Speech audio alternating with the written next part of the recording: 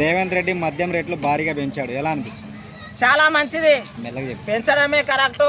ఎందుకు చెప్పాలనా, ఇగో తాగి తాగి ఫ్యామిలీలను సరిగా చూసుకున్నాక వచ్చిండ్రు, ఊకే తాగిపోయి ఇండ్ల కొడుతున్నారు, లివర్లు ఖరాబ్ అవుతున్నాయి, లోపల మొత్తం పోతున్నాయి. తాగొద్దు, ఎందుకు తాగుతారు చెప్పు? తాగి తాగి ఇగో మన ఈ తెలంగాణకు పేరు ఏమొచ్చింది తెలుసా? తాగొద్దు కొడుకులు అని అంటున్నారు. అస్సలు అవసరం లేదు, ఇట్లే పెంచాలి. ఎక్కడ మద్యాన్ని బంద్ చేయాలి బరాబర్. రేవంత్ రెడ్డి సార్ తీసుకున్న నిర్ణయం బరాబర్ కరెక్టే. నువ్వు మందు తాగుతావా? నువ్వు మందు తాగుతావా? నేను అప్పుడు తాగుతుంటే ఇప్పుడు బంద్ చేసిన. మరి రోజు మద్యం తాగే వాళ్ళ పరిస్థితి ఏంటి ఇలా రేట్లు పెంచుకుంటూ పోతే? బరాబర్ గుండె మీద చేసుకొని అందరు చెప్పుర్రి, మద్యం తాగి ఏమన్నా ఏమి ఉద్ధరిస్తారు? ఏమొస్తుంది? ఇగో డ్రంక్ అండ్ డ్రైవ్ ఇలా దొరికితే కోర్టుకు పోవాలి, ఫైన్లు కట్టాలి. ఇంకోటి మళ్ళీ యాడంటే పోయి మందికి గుద్ది యాక్సిడెంట్లు అవుతాయి. ఇంకోటి ఇంటికాడ పోయి ఉద్దరి కప్పలు కొట్టుకుంటా చక్కగా ఇంటికి పోకుండా గల్లీలలో లబ్డాలు పెట్టుకొని గల్లీలో కొట్లాడతాం.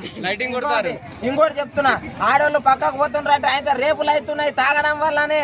అంటే తాగకుండా చక్కగా ఇంటికి మంచిగా ఆరాంసే పోవచ్చు, డివైడర్లకు కూడా గుద్దకుండా పోవచ్చు. ఇంకోటి తాగడం వల్ల సంసారాలు కూడా ఖరాబ్ అవుతున్నాయి.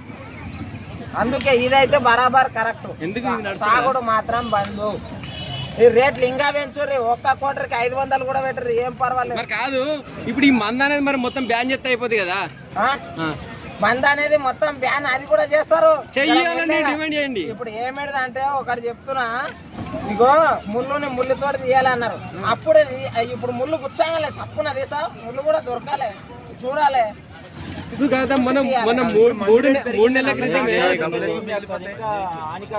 ఇంకా బెటర్ అనుకో.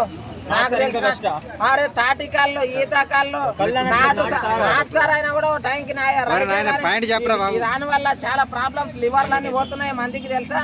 హాస్పిటల్ జనాలు మొత్తం తాగి ఆడిడ బోర్ల పడ్డోళ్ళు, తాగి యాక్సిడెంట్ అయిన వాళ్ళే ఉంటారు. కాదు ఇప్పుడు మొన్న 3 నెలల క్రితమే బీర్ పైన 30 రూపాయలు పెంచాడు, మరి ఇదేదో అప్పుడే పెంచొచ్చు కదా? పెంచుర్రి బరాబర్, బీరుని 700 చేయర్రి, చేస్తేనే తాగకుండా అవుతారు. అప్పుడే మన దేశం డెవలప్ అయితే.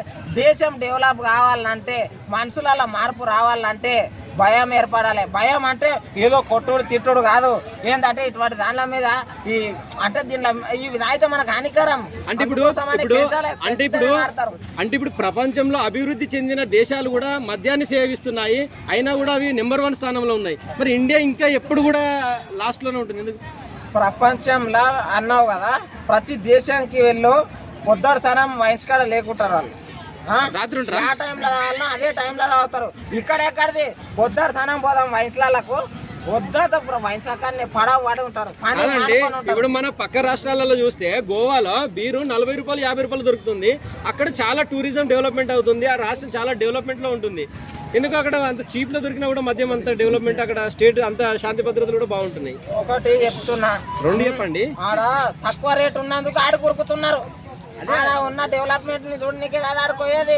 ఎవరినైనా సరే ఎందుకు పోతున్నావాను, అమ్మాయిలను చూడనీకే తాగనీకే అని చెప్తాను. అంటే మరి అదే అంటున్నాం, అక్కడ రేపులు కానీ మర్డర్లు కానీ అక్కడ ఏం జరగడం లేదు, శాంతి భద్రతలు చాలా ప్రశాంతంగా చూస్తున్నా. ఇప్పుడు తాగండి తప్పులేదు, ఏంటంటే పొద్దంతా పని చేస్తాం, సాధారణంగా పని చేసి అలసిపోతాము, ఏదైనా సరే అని చెప్పి ఏదో కింద తీసుకోవాలి. కాకపోతే మరీ ఓవర్గా తాగి ఇళ్ళ పోయి ఇంట్లో భార్య పిల్లలను కొట్టి ఇక చండాలంగా పని చేయకుండా, ఇగో తాగుడు అనేది గింత తాగాలి, 2 పెగ్గులు 3 పెగ్గులు వేసుకోవాలి. లేదని చెప్పేసి పొద్దుంతా పని చేయకుండా నువ్వు తాగుకుంటానే ఎనీ టైం ఉంటే కుటుంబాన్ని ఏం పోషిస్తావు, ఇంట్లో బాధ్యతలు ఏం చూస్తావు నువ్వు? అంటే ఇప్పుడు క్వార్టర్ మీద వచ్చేదే 290లు, మీరు అన్న 2 పెగ్గులు తాగితే ఆయన 600 రూపాయలు పోతే వాడు పొద్దున్న కష్టపడిన దానికి ప్రతిఫలం ఏంటిదని రేవంత్ రెడ్డి గారు గతంలో ప్రతిపక్ష హోదాలో ఉన్నప్పుడు పేదల రక్త మాంసాలు పీల్చారు కేసీఆర్ అని అన్నాడు. మరి ఇప్పుడు అదే పని చేస్తున్నారు కదా? బరాబర్ చెప్తున్నా, రేట్లు పెంచుర్రి పెంచుర్రి, అట్లయితే నా రాష్ట్రం మారుతుంది. ఈ రాష్ట్రం డెవలప్ కావాలంటే తాగుడు బంద్ చేయాలంటే కాదు. ఇప్పుడు ఏంటంటే వీళ్ళు మానేయాలంటే మొత్తానికి బంద్ చేసి అయిపోతుంది కదా, తాగరు కదా ఎవరు. మొత్తానికి అది కూడా బంద్ అవుతుంది, జర లేట్ అవుతుంది. అప్పటిదప్పుడు ఏమైనా బంద్ చేస్తే ఇంకెవరు తాగరు కదా. ఇప్పుడు ఎగ్జామ్ రాయంగానే మార్కులు రావు, దాన్ని చూసి దిద్ది దాంట్లో కథ కార్ఖానా ఏముండదు, ఇక్కడ కరెక్ట్ రాసిండా లేదా అనేది చూసుకొని మార్కులు వేస్తారు. ఇది కూడా కానీకే జరుగుతుంది, టైం పడుతుంది. అప్పటిది అప్పునే పోయి ఓ కొడుకులు అలా బంద్ చేయరు అంటే బంద్ అయితే దృష్టిలో అసలు ఎందుకు తాగుతారు? ఎందుకు తాగుతారు? ఇందాక చెప్తే కదా ఏం లేదు కుదరతనం పుల్లు పని చేసి వస్తారు అని అలసిపోతాం అని చెప్పేసి తాగుతారు. ఇప్పుడు చాలా మంది ఏమో పిల్లల టెన్షన్ తాగుతారు కదా.